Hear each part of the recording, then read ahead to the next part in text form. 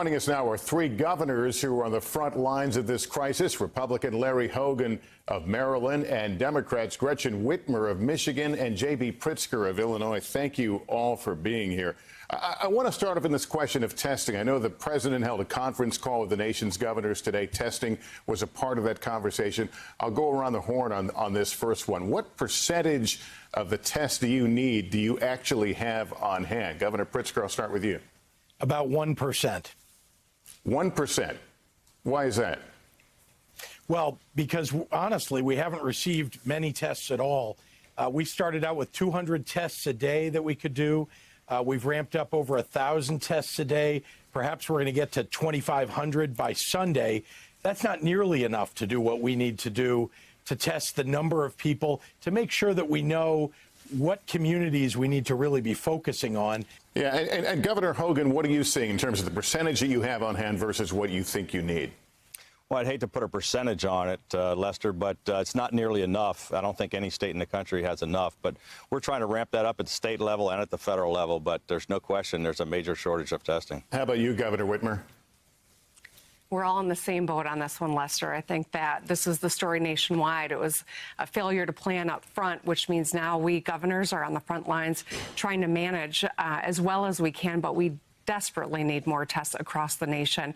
The more testing we can do, the better we can identify where we have outbreaks and focus on those communities. But when there are so few, it leaves a lot to chance and a lot unknown. I'll stick with you, Governor Whitmer. What is the one resource that you think right now that you don't have enough of that is putting your constituents at risk? Aside from testing, yeah. I would add, I think clear and swift guidance from the federal government, a unified national strategy, personal protection equipment. I could go on and on. I'm glad to see a supplemental moving so we can get some more resources, but I think these are the most critical things we need right now. Governor Hogan, how about you? There's a lot of the same things all the governors are in need of. And, I chair the National Governors Association with my two great colleagues here. We had a long talk with the president and vice president today about exactly what we need. But it's testing. It's about these personal protective equipment, all of the masks and the ventilators and all of that stuff, and swabs. Look, there's just not enough of anything. And everybody's trying to ramp up as fast as possible. It's a major issue. And Governor Pritzker, let me ask you about this notion of everyone getting on the same page and really following each other's leads. Is that happening on any level? It is, but let me start by saying and repeating something that Governor Whitmer said. We haven't had leadership in Washington on this. The governors have had to lead. Each of the three of us have led on this issue. I've had to set policy, and I've been, among the first three states on many of the policies that have been implemented. We're trying to stay ahead of this thing. We need Washington to lead. Truthfully, if we're going to solve this problem across the country, we need Washington to say, okay, it's time for everybody to close their schools. Okay, it's time for everybody to close down, events of 10 people or more. It's time for everybody to follow this regimen as people are getting COVID-19. And Governor Whitmer, the president says that the governors, the states need to step up and do some of the buying and try to access some of this equipment on their own. And that leads to the question, are you doing everything in your power to buy this material that you need on your own? Well, we absolutely are. And I think that, it's a sad state of affairs when the federal government is saying work around us. But we're going to. We're going to do everything we can to pull out the stops. We need the federal government to step up. We are leading, but we need assistance. And we're not going to stop. We're working with our private sector, working across state government. We got to solve these problems, and we're going to do everything we can to do that at the state level if we have to. All right. Well, governors, thank you for spending some time with me. We need you all to succeed. We're rooting for you and all our leaders in this fight. Thank you for your time. Thank you, Lester. Yeah, thank you. Thank you. When we come back, why a key piece of life-saving medical equipment has become the focus of so many questions in this crisis, including will there be enough of them? That's coming up after a short break.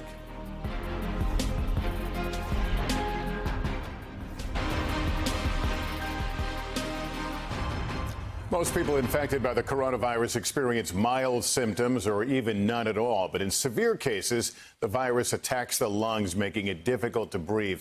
And that's why ventilators are so important and why concerns over whether there will be enough of them available have taken center stage in this crisis. Our senior investigative correspondent, Cynthia McFadden, has taken a closer look at the issue. Earlier today, the administration continued to say not to worry. And we remain increasingly confident that we will have the ventilators that we need. States not so sure. We have about 5,000, 6,000 ventilators. We need about 30,000 ventilators. NBC News investigated. Are there enough ventilators in this country? In a worst-case scenario, ventilators would be one of the choke points, if you will, for effective response. Dr. Thomas Frieden was the head of the CDC during the Obama administration. It's not clear that we would have enough in a worst-case scenario. That's one thing that healthcare facilities need to get ready to surge. They're trying, and this little company in Washington state, Ventec Life Systems, is on the receiving end of many of those calls. We're talking to federal, state, and local authorities from CDC to HHS. We're talking to ministers of health in over 65 different countries. They say there is one group they aren't selling to. We are getting calls from high net worth individuals and from people who are worried and want to take care of their families. Right now, we're choosing to fulfill the orders not to individuals. They're one of the 6 ventilator manufacturers in the U.S. that we've identified. There are only about 12 worldwide. Ventec's a small player, producing about 150 ventilators per month. But that's about to change. We're working to scale production within the next 90 days to get to 1,000 units per month. Their ventilators are unique, the only ones that come with multiple functions that can also run on batteries. Our device can be used literally from the hospital to the home. Or in school gyms or tents if it comes to that. But even increasing production so dramatically is a drop in the bucket of need. In total, American hospitals have approximately 160,000 ventilators. As for the national stockpile, because it's classified, those with direct knowledge will only tell us that there are more than 10,000 ventilators there. Yesterday, the administration said the military has another 2,000 ventilators that can be put to use. And while all of that may sound like a lot, in a worst-case scenario, the U.S. need would be massive, up to 960,000. That's a shortfall of nearly 800,000 machines. And that's just part of the problem. Who's going to operate them? Where will they be done? And that's what every hospital needs to plan for. In a worst-case scenario, there are nowhere near enough respiratory therapists. There are only about 155,000 therapists in the U.S., who will literally be the front line of defense as they deal with patients' deadly coughs. In the meantime, manufacturers are in overdrive. We are going to keep the factory running around the clock. We're in a unique position to really help, and every Voxen we get out the door can save someone's life. Lester, as I mentioned, there are very few manufacturers. The Hamilton Company in Nevada, one of the large producers, tell us they are aiming to double their production of 11,000 ventilators per year. And even then, they admit they've been unable to keep up with the demand. Now, in New York, the state with the most cases, Governor Cuomo says he's now reaching out to China to purchase more ventilators, while New York City Mayor Bill de Blasio tweeted in reply to Elon Musk's offer to help build ventilators, quote, "We could use your help."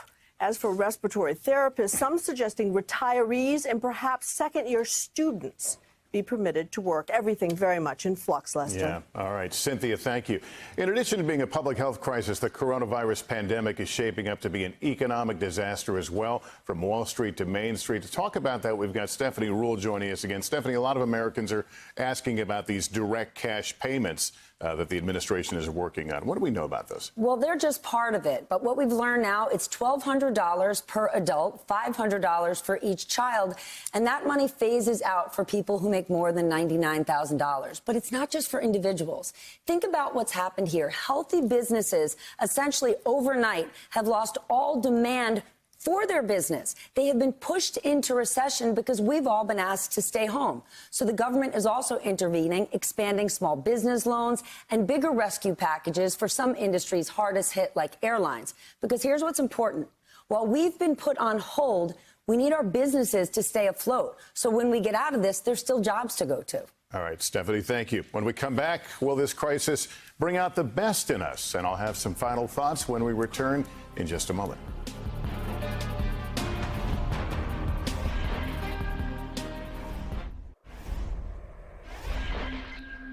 I think on Friday at 3 p.m. Eastern, 12 p.m. Pacific, it's the cowbell challenge.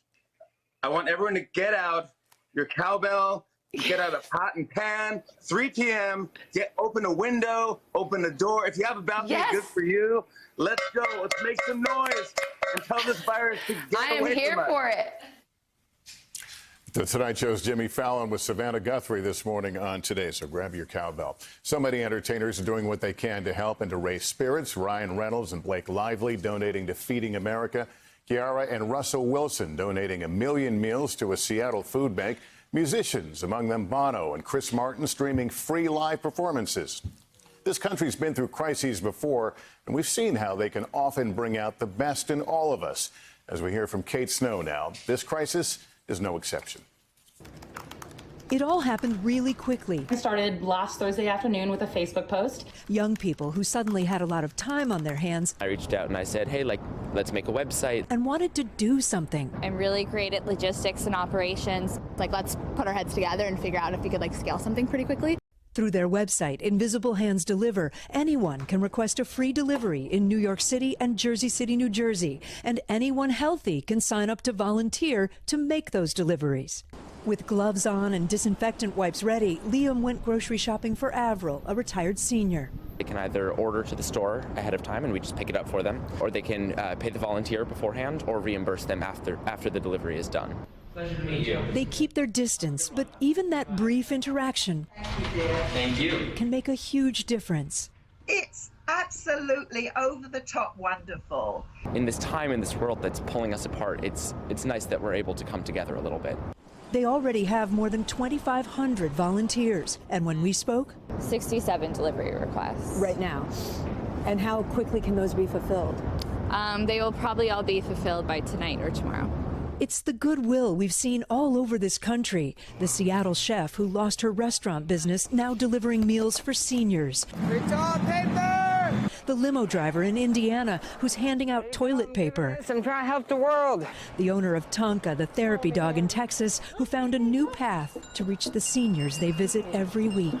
We'll see you soon. I think there's a lot of kindness in people that I think don't give each other credit for in like the day-to-day like hustle. And I'd also say there's just like a lot of resilience. What does it say about who we are? I think that this brings out the best in people when we are most tested. And I think that this sounds trite, but this movement, not just ours, but people around this country, it is spreading faster than this disease, and it beats this disease. NBC's Kate Snow and Invisible Hands Deliver. They tell us they hope to expand to other major cities across the country. There's so many ways to make a difference in this crisis. If you're looking for how you can help, you can find some ideas on our NBC News Facebook page. Let's have a final few words with our panel now. At the top of the hour, we asked what concerns you most about the coronavirus pandemic. Here are the results from our Facebook survey. 70% of you said you were most concerned about your health or someone you love, and that's followed by financial hardships, life-changing as we know it, and lack of basics at stores. Charles on Facebook. Well, we've had a lot of great Facebook questions. I want to quickly go around the panel, though, and get some final thoughts on, reflecting on some of those questions. Dr. John? We will get through this. We'll get through this as a country, but how we get through it and how long it takes is going to depend on everybody doing what we know we need to do to keep ourselves, our families, and our communities safe. All right, Dr. Fair? Same thing, it's social distancing, physical distance. We've talked about that. It's obvious when you look at beaches in Florida that are full of people that we're not all taking that seriously. We all have to do it, and we all have to do it at the same time. In the absence of testing, in the absence of a vaccine, that's the only thing that's going to flatten that curve that we keep talking about. Stephanie, we're getting hit from two sides, the health side and the financial side. The financial stress is crippling. The unknown. People have such little visibility. But if we work together in this really dark hour, it can be our finest hour. We've got to do everything we can to help one another out. Where's the money come from? All the bailouts, all the industries looking for help? The government. Listen, when the government has to, the government steps in. The question right now is where is the best place to deploy that money? Is it to individuals or is it big business? Remember, it was 2008 when we saw those big corporate bailouts. And that's when Occupy Wall Street started. That's when many people said, this doesn't work for me. We need to find an inclusive way to help everyone. And Vicky, final thoughts. What strikes me about this is how deep we all have to dig down, not only to make sacrifices for ourselves, but for our community. And what I hope is that it's changing what we value as a society, what we care about. And I hope this affects our government leaders moving forward. When we come out on the other side, we will be a changed world, not just a changed country. And I hope that that will influence policy and change things so that we know that we're going to be better for it. We've covered a lot of ground here. And finally, tonight, we hope we've answered some of the questions on your minds, because this is our weapon against the coronavirus. Facts. Our job is always to press for answers and to hold our leaders accountable. That's the calling of journalists everywhere, and we are doing our fullest to respond, because information and straight talk can overcome fear. Whether it's our dedicated healthcare workers in the front lines of this crisis or Americans simply heeding the advice to practice social distancing, we all have parts to play. This country was forged in part by shared sacrifice, and once again, we're called to step up. And we've got to get this right. It is unsettling, but remember, it is also a story of Americans and citizens of the world standing with each other, albeit physically apart for now. We hope you'll continue to stay informed and stay engaged as we follow this journey together. I'm Lester Holt, and for all my colleagues at NBC News, many of them working at home tonight, take care and take care of each other. Good night.